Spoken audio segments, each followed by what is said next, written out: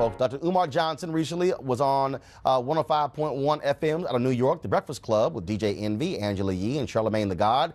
During the interview, Johnson talked about a whole range of issues. It led to him being the talk of Black Twitter last week, and a lot of people were questioning his educational credentials.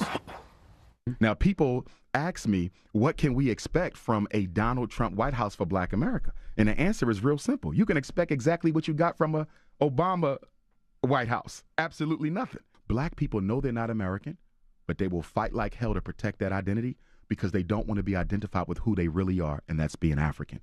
As long as you have a skill, you can always feed your family. But if all you got is college degrees, you might end up in the unemployment line. I'm a psychologist.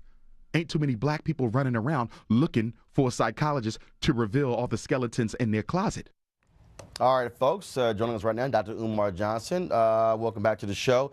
First and foremost, it was amazing looking at this whole reaction. I mean, I'm sitting here, you know, again, people asking all kind of questions, things are blowing up. And so many people jumped on saying he's not a real doctor, okay? Where did you graduate from and you got your PhD? My undergraduate education was from Millersville University.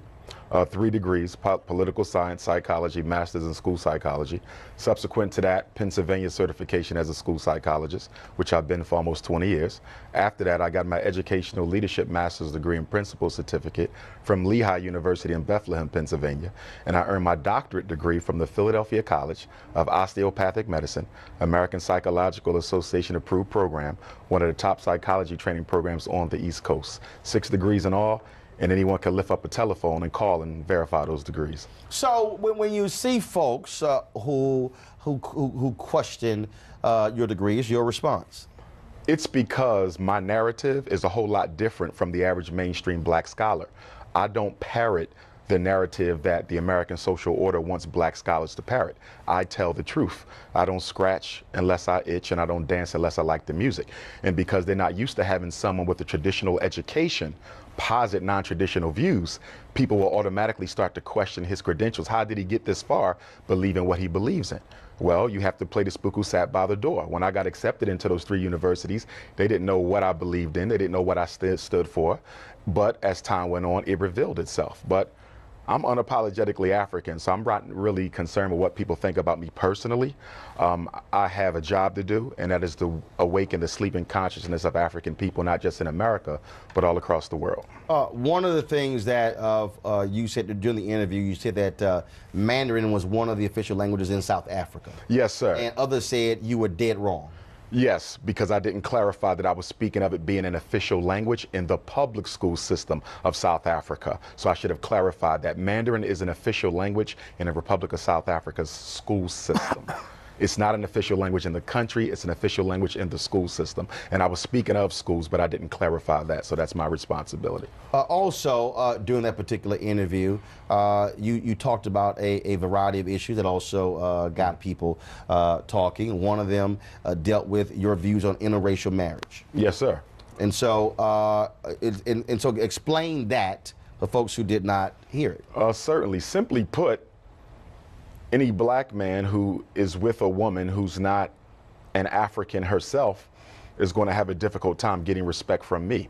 I believe black men need to be with black women. The black family is under attack. Only 1 out of every 4 black women gets married. The black woman is last likely to get married. She's the last married, the first divorced. We have what? 2/3 of our children being raised by working class and impoverished single black female-led households. The destruction of a nation begins in the home of its families. And if we want to save black people, we have to save the black family.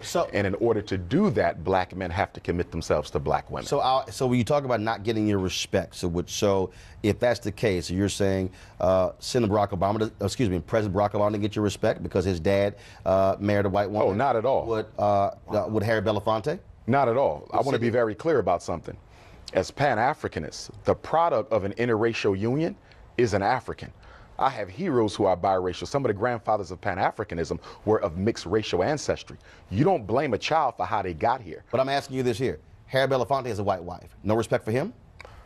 It would be very, it doesn't matter. It doesn't matter your social status. So no. I didn't say social. I'm talking about the one who put the work in. Right, but you put him out. No. I'm asking you. So Harry Belafonte. Yes, sir. Sidney Poitier, Julian Bond, Vernon Jordan. And you're naming all them to say what? No, these are all African American men who have done some good things. No, who have married white women. But you said any black man who marries a white woman will not get your respect. Can I respond? Yeah, go ahead. And what I'm telling you is this. I don't care who you name. I don't care how much work you did for black people. Your greatest commitment to black people is being committed to a black woman. It is still a contradiction. No matter how much you think you did for the struggle, if you really were concerned with black people, you would have committed yourself to a black woman. So it doesn't matter how successful they are. It doesn't matter how great you may claim them to be. At the end of the day, you didn't think enough about your own people to marry a woman who looks like you. Frederick Douglass. Yes, sir. An ancestor of mine.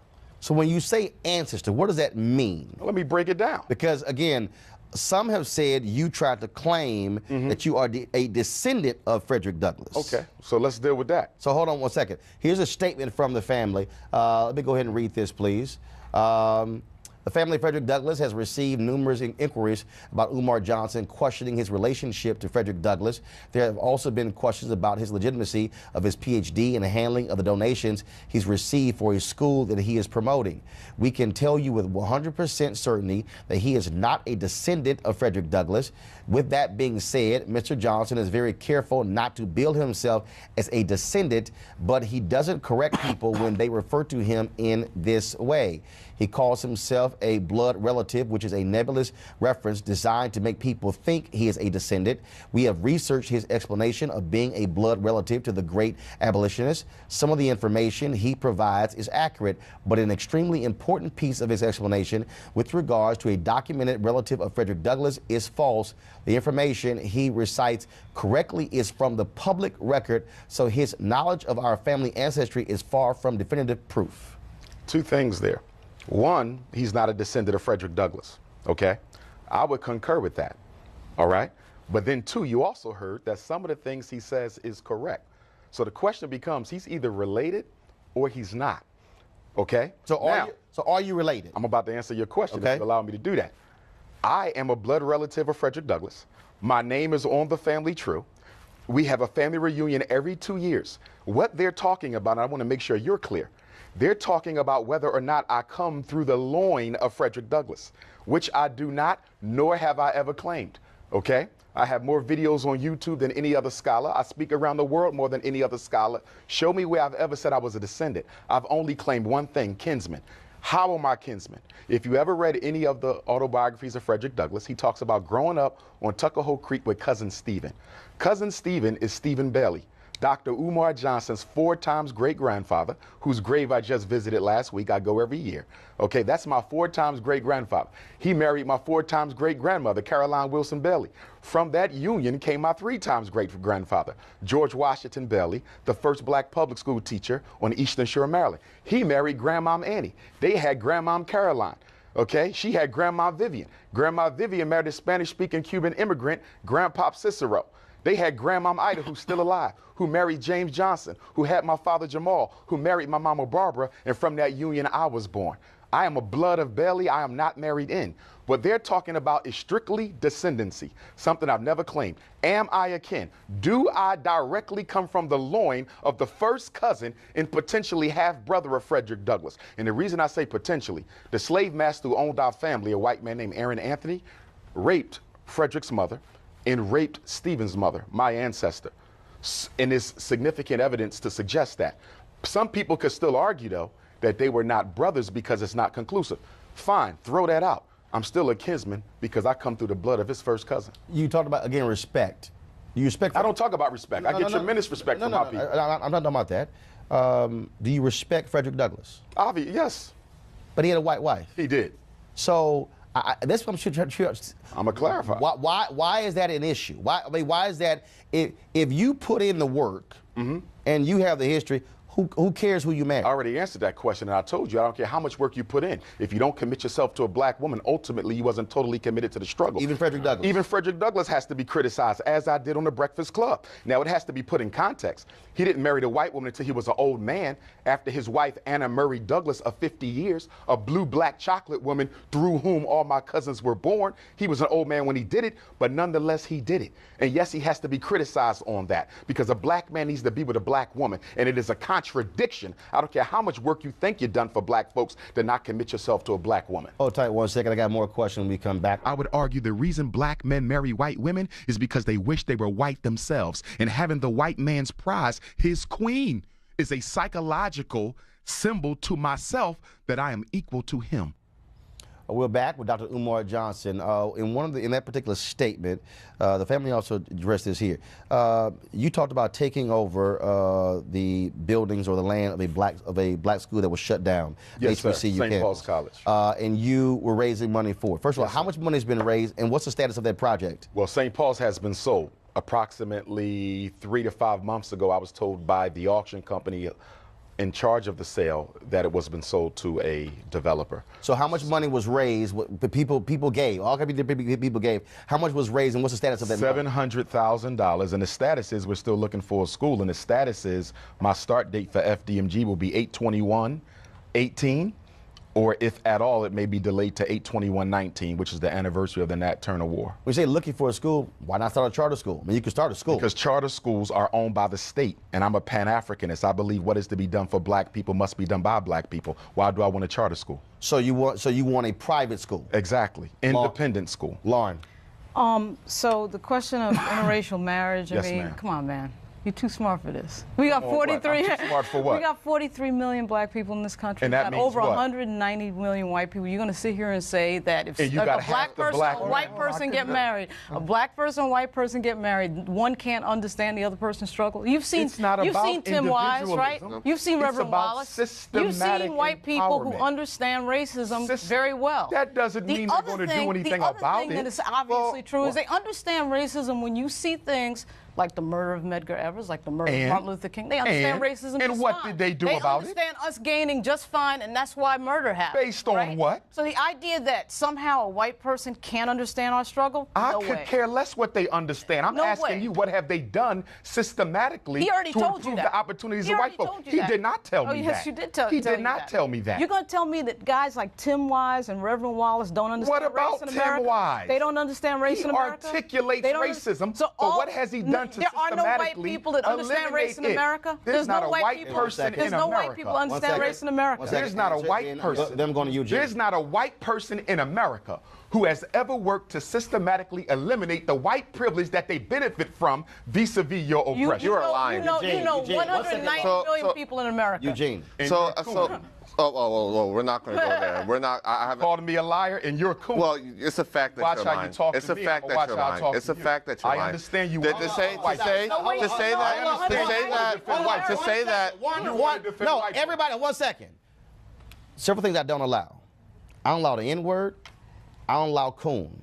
We can talk to one another and disagree, but I do not use racial epithets against And black that's people. fine, but he called me a liar. No. So the language needs to be watched on both Racial sides. epithets will not be used on this show And that's fine. by anybody. But how we talk to each other needs you to can be say up whatever you want, but no racial epithets will be used on this show about black people to black people. Eugene, your question. So, from your paradigm, from your perspective, Civil Rights Act isn't an act of white folk stepping up on behalf of black folk. Current criminal justice reform legislation moving isn't a current act of white folk stepping on behalf of black folk. Folk that funded the civil rights movement in the 50s and 60s isn't an act of white folks stepping up on behalf of black folk. I'm sorry, as an American, because I define myself as an American, an African American. I'm sure you do. I live in a country that moves forward together. And I say that as a Republican. We move forward together. Yes, we have individual struggle. Yes, we have struggles. I'm not talking yes, about we have. individual. Yes, no. Yes, we We're have. talking we about have systematic we have bias, systematic. disproportionality. We have, Finish it. Yeah. Finish it. 15 seconds. Then answer. we have systematic struggles, and together as a country, moving forward to defeat those struggles. Really? So, based on what you said, I want you to give me examples of white folk, not individuals, but systematically. Excuse me. Why can't they be individuals? One second. I know you can't wait to defend him, but let me finish. 1 second answer. Can I finish? Go. Okay, I'm going. Okay? You cannot name anything systematically done ever in this country by white people to equal the playing field for black folks. The Civil Rights Act, Congress literally sits behind us. The Civil Rights Act, the Voting Rights Act. Are you Both aware? of them. Are you aware? Hey, can I? Both of them. White people are proud of you, son. Scott Bolden. Real quick. I think the terminology and the narrative being used is a little misleading, not from you, but from this dialogue right here. Okay.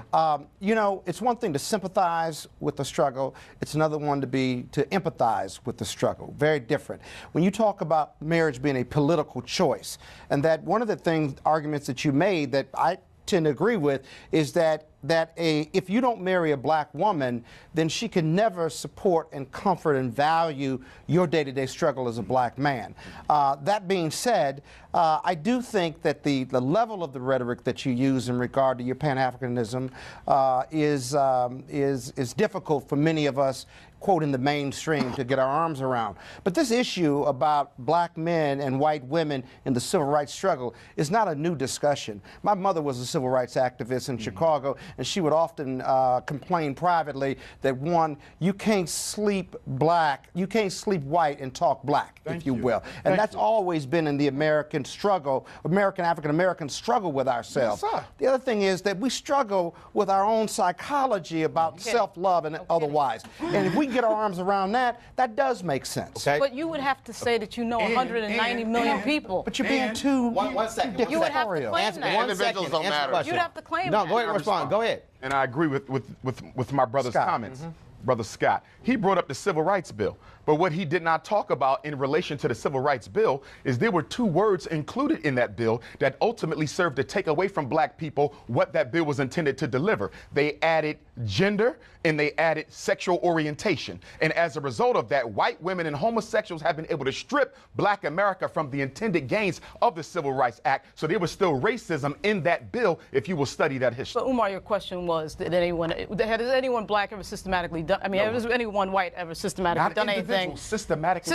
White America. So LBJ would be the answer for that, No, because that's the government. No, I don't think you heard the question. That's a systematic move. No, you didn't hear the question. No, you did not. No, you didn't. Yeah, you're so quick to defend white folks that you're not listening. No, I'm not trying to I defend literally white have folks. 45 seconds, so restate the question and give the answer.